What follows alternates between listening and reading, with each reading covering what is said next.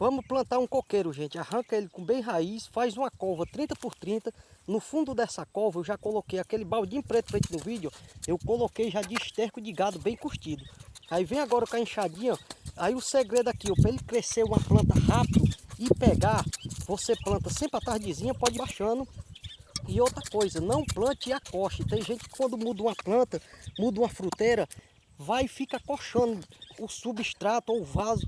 Não acoche. Aí eu fui só trocar a posição do celular, a gente me plantar outro lá na frente. Porque aqui até lá, aquele mato alto, vai ser uma carreira de coqueiro. Aqui vai caber 6 coqueiros aqui, ó.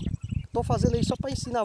Terminou de plantar, não esqueça, vem e coloque bastante água, principalmente o coqueiro, porque o coqueiro é muito exigente em água. Aí quando plantar, ó, você faça essa vala aqui, faça essa vala bem ficar com mais água dentro do buraco.